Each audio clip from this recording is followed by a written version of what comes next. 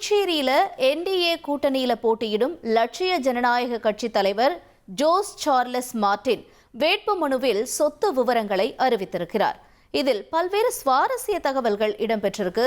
இது பற்றி விவரிக்கிறார் செய்தியாளர் மணிகண்டன். புதுச்சேரி சட்டமன்ற தேர்தலுக்கான வேட்பாளர்கள் வேட்புமனு தாக்கல் செய்து முடித்திருக்கின்றனர். புதுச்சேரி சட்டமன்ற தேர்தலில் இந்த ஆண்டு லட்சிய ஜனநாயக கட்சி முதல் முறையாக போட்டியிடுகிறது. கட்சியுடைய தலைவர் Jose Charles Martin Kamaraj Nagar மற்றும் நெல்லித்தோப்பு ஆகிய பகுதிகளில் போட்டியிடுவதற்காக வேட்புமனு தாக்கல் செய்திருக்கிறார். அவரது வேட்புமனு தாக்கல் அஃபிடவிட்டுடைய விவரங்கள் பல்வேறு சுவாரஸ்யங்களை கொண்டிருக்கிறது. அந்த சுவாரஸ்யத்தின் அடிப்படையில் அவருடைய கையிருப்பில் இருக்கக்கூடிய தொகையாக சுமார் 20 லட்சம் ரூபாய் கையிருப்பு கேஷ் இன் ஹேண்டாக வைத்திருப்பதாக அஃபிடவிட்டில் அவர் குறிப்பிட்டிருக்கிறார். அஃபிடவிட்டை பொறுத்தவரையில் அசையும் சொத்துக்கள் அசையா சொத்துக்கள் விவரங்கள் விவரமாக குறிப்பிடப்பட்டிருக்கும். அந்த அளவில் கையிருப்பு 20 லட்சமாக குறிப்பிடப்பட்டிருக்கிறது.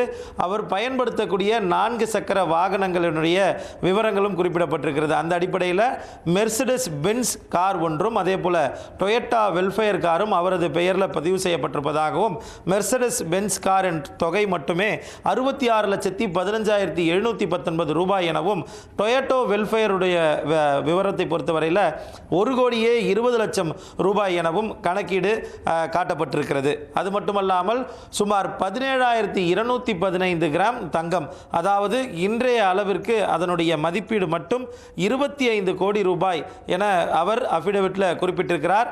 அது மட்டுமல்லாமல் வெள்ளியில் 134.98 கிலோ வெள்ளியை கைவசம் வைத்திருக்கிறார்.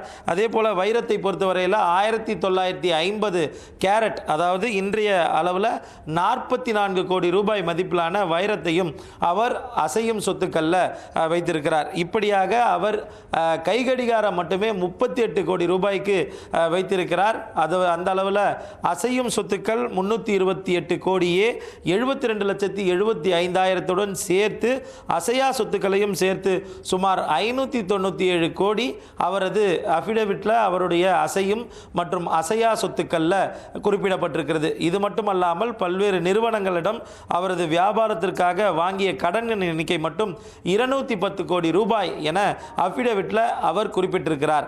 இந்த நிலையில் புதுச்சேரியில் வேட்புமனு தாக்கல் செய்திருக்கக்கூடிய வேட்பாளர்களில் அதிகபட்சமாக சொத்து வைத்திருக்கக்கூடிய வேட்பாளர் இவரது பெயர் என்பதும் குறிப்பிடத்தக்கது. நன்றி மணிகண்டன்.